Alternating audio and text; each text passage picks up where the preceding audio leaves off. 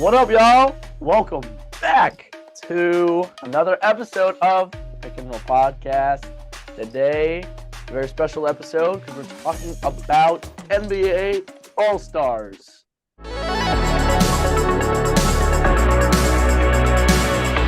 I'm your co-host, Jonathan Frid.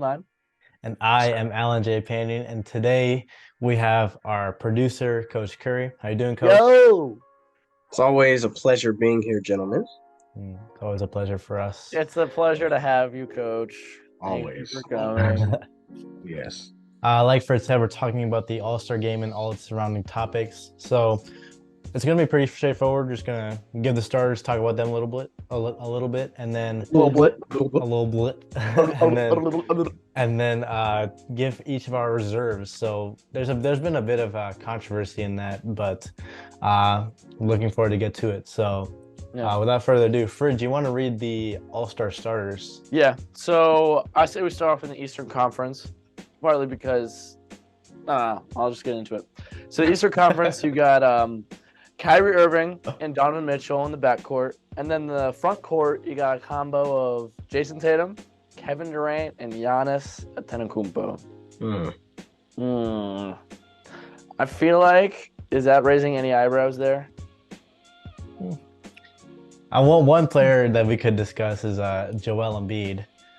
But in my personal opinion, I think this is the right starting lineup for this year because Embiid's missed a few games or missed most games out of everybody in this list. And who would Embiid start over? Exactly. That I'm not taking him over Tatum, KD, or Giannis. So, yeah. I think the problem with stuff like this, and this is why I hate the word snub, especially for starters specifically. In my mind, you can say snubs after the whole team is picked because there are only 5 spots. And you could argue that a ton of people, especially if you're going just off of stats, a ton of folks are deserving statistically of, being a starter. But if you only have 5 spots, like if Embiid was in, then Jason Tatum would be the snub, or KD would be the snub, or Giannis would be the snub. Like if you can't tell me the guys who are in are if you can't say that they're not deserving, in my mind, it's not a snub. And there was always going to be somebody who was still deserving. He just happened to be the odd man out. So, hopping over to the Western Conference, the starting 5 is looking like Steph Curry, Luka Doncic, LeBron James, Zion Williamson, and Nikola Jokic. Oh, and I forgot to say, in the East, Giannis was voted the captain, and then the West, LeBron was voted the captain. Is that official? Yeah. That's official. Okay. We have one kind of oddity, you could say, in Zion Williamson. And I know, Coach, you and I have talked, so what are your thoughts on that? Zion, had he not been out for half the season, would be not only would he be an all-star, not only should he have been a starter in that sense, he also would probably be an MVP candidate. But you cannot miss as many games as he's missed, and in my mind, be voted in for this type of thing. And you could also argue that not only is it kind of odd for him to be picked over players who've played, more, if not the whole season, but is it really smart for you to play in an all-star game especially for him who hasn't really been healthy consistently in the last 3 years? Is it, should you even be playing, or should you be taking the time to get your body right for, a potential playoff run, or at the very least, just fulfilling your contract? I agree with everything you said. Now, do you think Zion should be – we all agree that he should be on the team, right? Just not starting. I don't agree with that. You think he should just not be on the team at all? No, I think he's played 29 games total. No, I don't think he should be on the team at all, personally. I think 29 out of 49 games. So he's missed 20 total games. Alan, what do you think? I'm going to side with Coach Curry on this just because 20 games is like a ton. If he missed it at the beginning of the season, like 20 games, then came back for the next however many games, 20 or whatever games, then I think there's a different discussion. But since he missed it, I think he's still out now. So since he missed it and he's still out, I think there's he probably shouldn't be participating in the All-Star game this year. That's just our opinion, though. So I feel like Zion could be like the poster boy for the fan vote and like how the fan vote is kind of it's hit or miss, I guess. Mhm. Let's go on to the reserves. I'll just give just my reserves for both the East and I'll probably just do the East first. I'll Yeah. give mine, and then you guys can disagree or agree with me and whatever we have. So for the reserves, you are required to have 2 guards, 3 forwards, and 2 wild cards. So those could be either a guard or a forward. So for the East, I have Jaylen Brown, Tyrese Halliburton, Pascal Siakam, Bam Adebayo, Joel Embiid, Julius Randle, and James Harden as my East reserves. Any disagreement? I want you to and Coach Curry, feel free to weigh in. Talk about my man Juju Randle. I'll chip in a little bit. Julius, he's actually had a kind of quiet, but at the same time very productive season. Because that's what I was thinking. Like you don't hear about Juju a lot. It kind of goes under all the other 60-point games that Luke is having or whatever. But he's been averaging quiet 25, 10 and 5 a game. So it's just he's been pretty solid. He's had a few 30-point games this year, 1 or 2 40-point games. So he's been the leading scorer, I think, for the Knicks, or top 2 leading scorer for the Knicks, him and Jalen Brunson. And I think he plays for the Knicks, so they're gonna have a lot of pull in that New York population, and a lot of the media likes the Knicks too. So he's gonna get votes there. So I think all that in combination, I think he will be probably an All-Star this year. Where are the Knicks at in the standings? They kind of trade with the Cavs a little bit. The Knicks are the 7. way the standings, they're 7th. Yeah, but it's like they're like 1 game behind the Heat, who are 6th, and 2 games behind the Cavs. So it's not like huge difference. Yeah, they're 4 games over 500, which is, I mean, the way the standings are this year, being over 500 at all, it's because a lot of these teams, like talking about the race in the West, like a lot of these teams are, 4 or 5 games under and still somehow like a game and a half out of, 4 spots ahead of what they are now. So to be that far over 500, especially for a team like the Knicks, I think that to me makes him deserving. Like he's averaging 25. I'm gonna correct you just in a slight way, Alan. He's averaging 25, 11. I think that 11 makes a difference. 25, 11, and 4 assists at his position. That's pretty good. Yeah.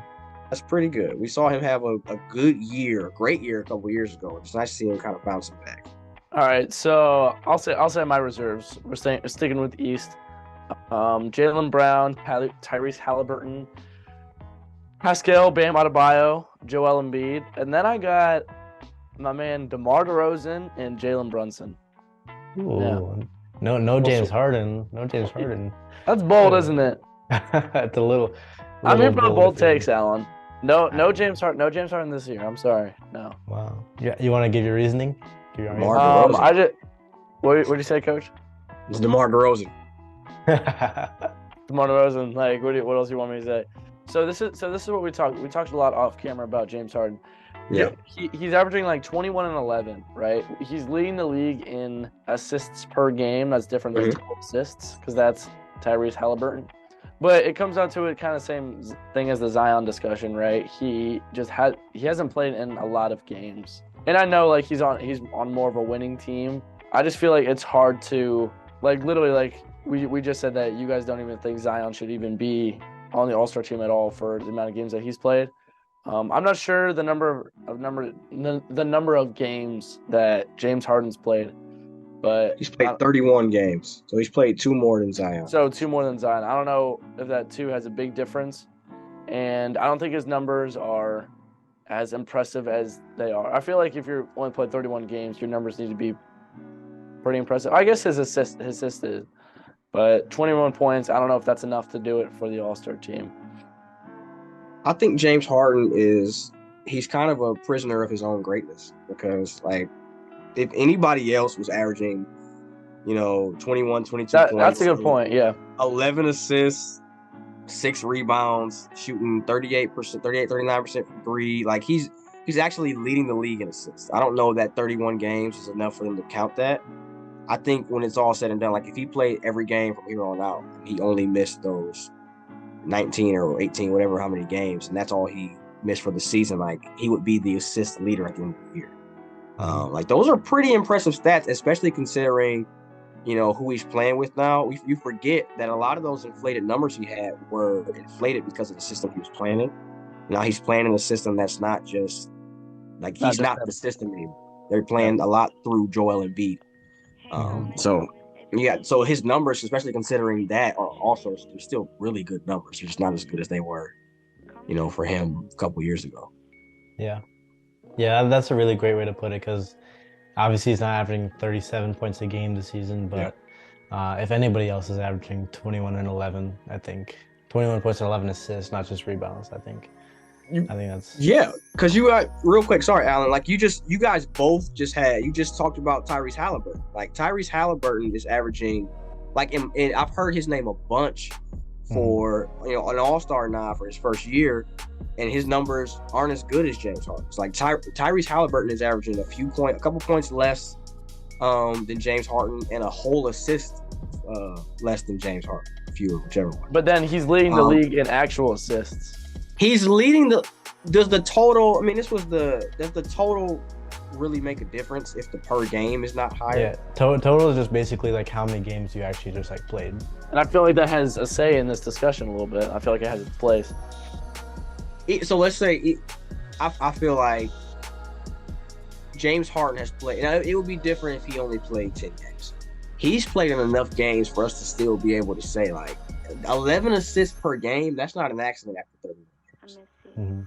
Yeah. Like, as impressive as Tyrese Halliburton's stats are, can you one of you guys, because you guys both have Pascal. I know I haven't given my list yet, but I don't have Pascal. So what's the why Pascal? Either one. Alan said he's a lock. He's a lock. So I was looking at the fan voting actually, and this might have to do with him being in the Raptors being the only team in Canada, but he was like 6th in fan voting for the starters. But I think him averaging like almost 27 points a game, over 8 rebounds a game, and around 5 assists a game, just that completeness. Obviously, the Raptors aren't doing too well right now, but I think those stats just speak for themselves. I feel like with those numbers, the only drawback would be that his team isn't winning. Yeah, he's played in a lot of games. Played in most of the games, so I think that he should. I like to take fan vote into consideration because, like, if the fans think you're good, then the media tends to also think gravitate towards you. A little bit, yeah. So it's like All-Star game is also kind of like a popularity contest. Who's doing the best at the right time. So if the media sees that the fans think you're an All-Star, then they'll probably have some pull in what they think too. Yeah, that's a good point about being in Canada. I always crack up at some of those. Like how the market affects the voting. Like I know for years and years, like Yao Ming was still getting votes, even when he wasn't playing anymore, because he was like the biggest Chinese player to be playing. So he was getting all kinds of votes from that big market. Yeah. You want to know fun facts about Yao Ming? Sure. Actually, let me rephrase the question. Who's the only player in NBA history to make an All-Star team every single year of his career? I don't know. I'm not sure. Coach? Is it Yao Ming? Yeah, it is. Wait, Alan, were you actually not sure, or were you just saying that? Frid. That's 10 pushes, Frid. All right. All right, Coach. You had a few subtle differences in your All-Star picks. Do you want to let's run those? Yeah, I think we all had Jaylen Brown. I think he's a no-brainer. I think we all had Joel Embiid. He's a no-brainer. I think no-brainer. Did we all have Bam? Yeah, we did. We all had Bam. We do all have Bam. My next 4 are a little iffy. So we are even talking about James Harden. I got James Harden in there.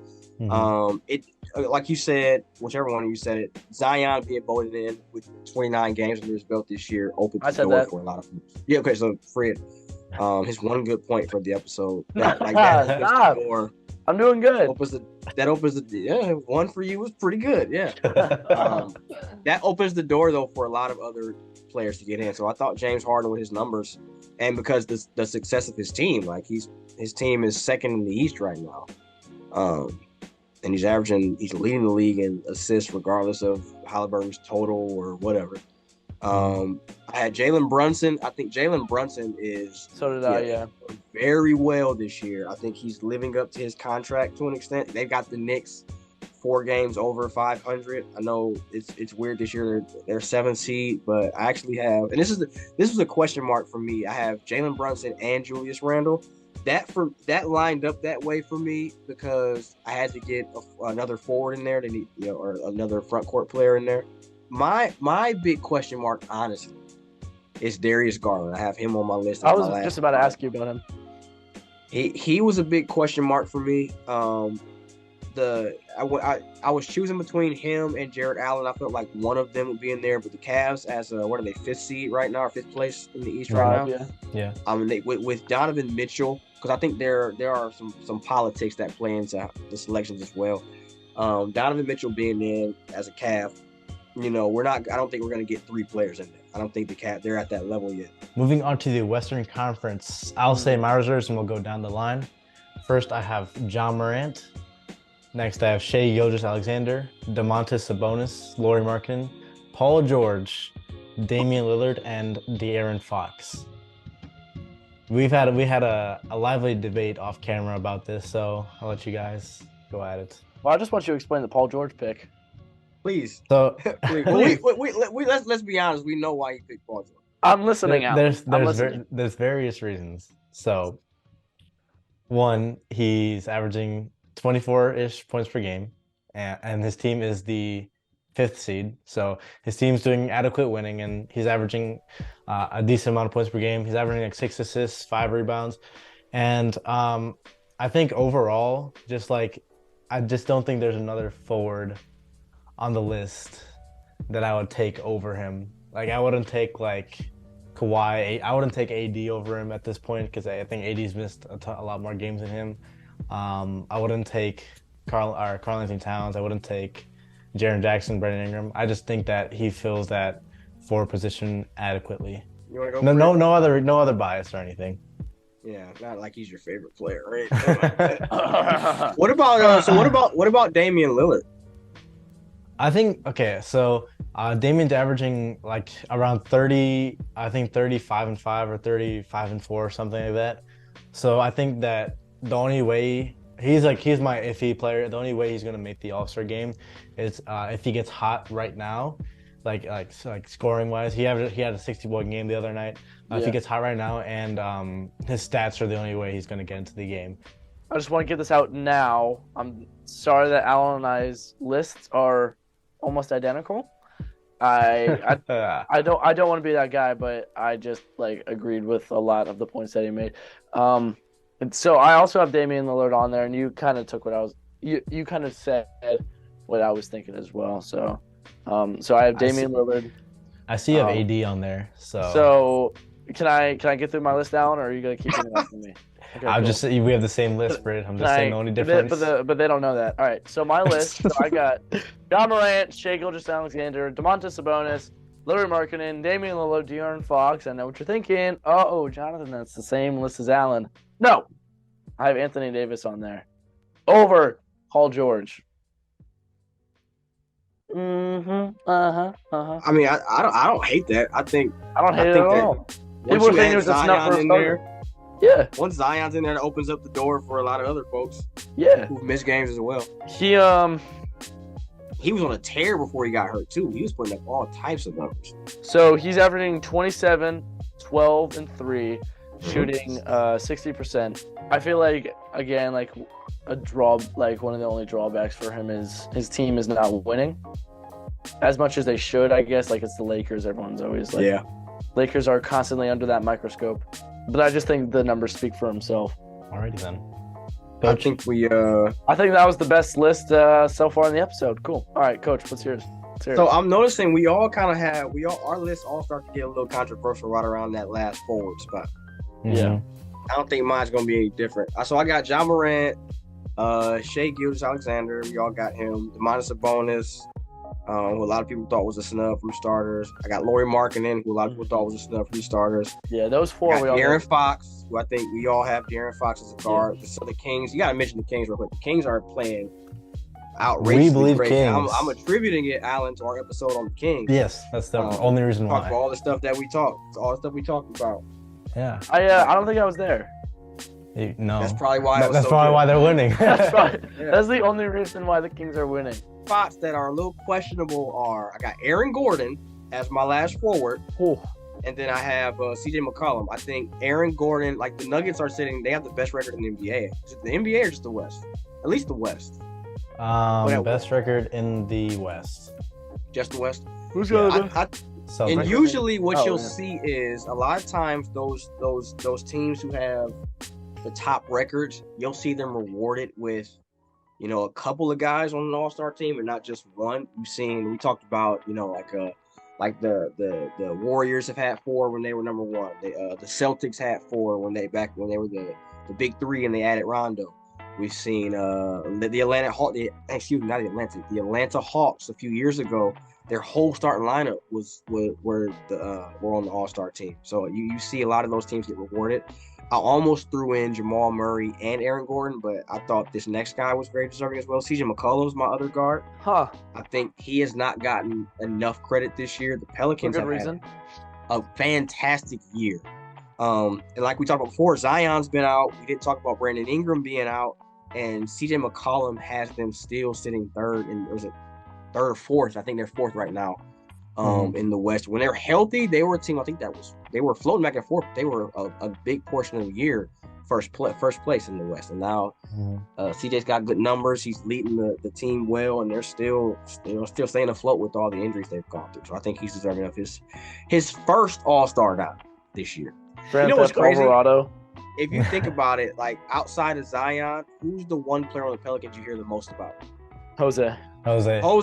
You don't hear about guys like CJ McCollum. You think about Jose Alvarado. Yeah. It's crazy. I want to ask you guys a few questions, actually, just about the All-Star game in general. When we were looking at this, we saw that the NBA has set the kind of standard that you need 2 guards and 3 forwards, and then in the reserves, you also get 2 wild cards. Do you think they should get rid of having like positions? Because as basketball becomes more positionless, players kind of float into different categories, such as a player like Paul George, who's a guard, forward. He kind of floats in between. Do you think for All-Star game, they should just get rid of positions? My initial gut answer was, should the NBA get rid of positional voting? No, I just feel like that was my gut reaction. But in a league that's getting increasingly positionless, that's the only reason why I'm thinking that they should get rid of positional voting. But I'm still sticking with, I think they should keep it. And that might be at the expense of some players. Like, who's that at the expense of this year? Let me give you an example. So in the West starters, Zion started, but if you could draft another guard, maybe you put Shea or Ja in that spot as starting. Zion. 2 people that are having by far a better year. Exactly. So that would be one situation, but I don't know. That's difficult. Yeah, I'm not sure either. It's just like, obviously the having the positions provides a lot of structure and normal. You can But then what my mind goes to is, if they get rid of positionless voting, in a league that's trending to a more guard-centric league, you might see yourself with 4, point guard, like 1 to 3s. You know what I'm saying? Yeah. 4 of those, and then maybe like a Jokic in there or something. That kind of concludes our talk about the All-Star game. We had a lively discussion of the players, and then some discussion about the topics surrounding the game. So appreciate you, Coach and Frid, for hopping on and you know what, Alan? It's my pleasure. I'm just really excited that we were really out here doing it. I just, every time I wake up in the morning, I just count myself lucky. Coach, thank you for coming. Yeah, man. It's been a while. We shouldn't wait so long before we do this the next time. We should draft starters for the Pick and Roll podcast. Have a pool of all of our. Yeah, we're gonna have one top episode. We can only have 5. I think I'm a lock. I don't know. That's a toss-up. I think this is my team. I'm taking me, Alan, Coach Curry. Give me Mr. Newland and Clever Cossack. That's a tough squad. Clever. Tough shot. I don't know. I might have to go with Nikki. Nikki got the No, football. I knowledge. forgot about Nikki. Sorry, Clever, you're out. I completely forgot about Nikki. Hey, don't Clever's a sleep reserve. on John Byerly. That was a solid Byerly. episode. Byerly That was was. tough. Byerly That was a solid tough. episode. Ladies and gentlemen, Instagram is helpful. Instagram is fun. Instagram is cool. So, us naturally thought right when we started this, we're like, hey, let's start an Instagram account. Alan, wasn't Yeah. that how the conversation went? Like, hey, if we're really doing this, let's make an Instagram account. Yeah, So we made an that's Instagram official. account, and you should all follow it at the Pick and Roll Podcast _. All one word. And yeah, make sure to follow us on Apple Podcasts, Spotify, to listen to us the radio version. And we're always available on YouTube as well. So Click yeah. the bell. That's a wrap.